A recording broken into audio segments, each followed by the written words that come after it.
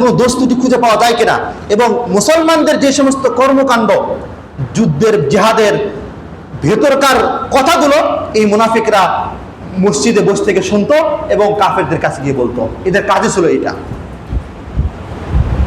এখন নবী নাই, সাহাবী নাই, কিন্তু মুনাফিক ঠিকই আছে। নবী নাই, সাহাবী নাই, মুনাফিক কি আছে? ঠিকই আছে। এদের কাজই হলো মসজিদে এসে ইমাম আর মুয়াজ্জিনের ভুল ধরা। এদের কাজে কি? মসজিদে এসে ইমাম আর মুয়াজ্জিনের ভুল ধরা। ও নিজের ভেতরে হাজারটা ভুল রেখে মসজিদের ইমাম, খাদেম, খতিব এদের ভুল ধরা নিয়ে থাকে। যে কথাটা বললাম, নবী নাই, সাহাবী নাই, কিন্তু মুনাফিকরা এখনো আছে।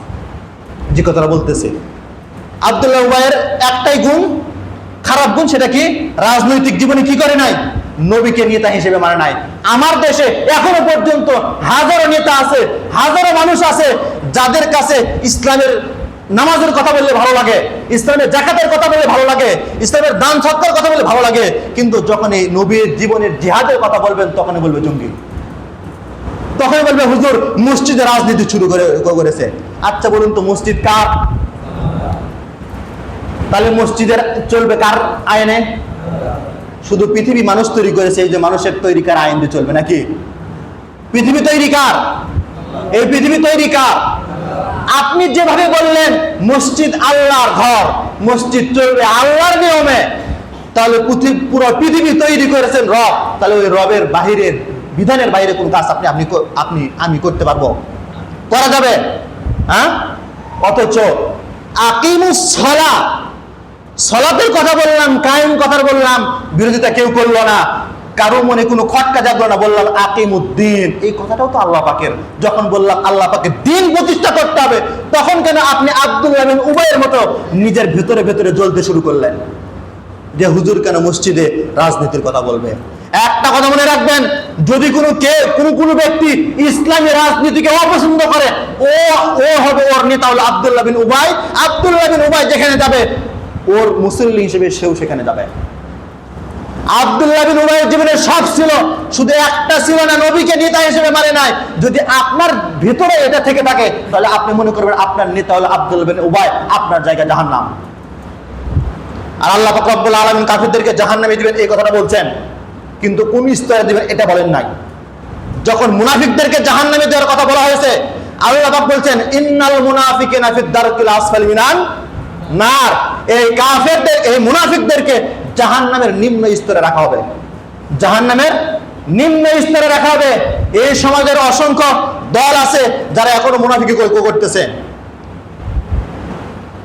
ইসলাম ক্ষমতায় আসলে মানুষের হক পরিপূর্ণ তারা বুঝে পাবে, মানুষের হক পরিপূর্ণ বুঝে পাবে। এই দেশ স্বাধীনতার 54 বছর পার হয়ে যাচ্ছে, এখনো পর্যন্ত এই দেশের মানুষ নিজের হক পরিপূর্ণ পায় নাই। আমাদের দেশে দুইটা শকুন আছে, মহিলা শকুন, যারা যখন ক্ষমতায় আসছে দেশটাকে লুটে পুটে খেয়ে শেষ।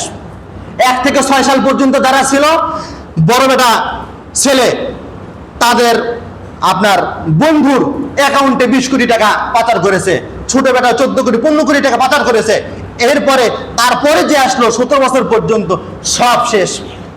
এই 17 বছর পর্যন্ত আর এক শকুন যে ক্ষমতায় আসতে পারে নাই, খাইতে পারে নাই, এখন যখন একটু সুযোগ পাইছে শকুনের মতো পাথর হজম করা শুরু করে দিয়েছে।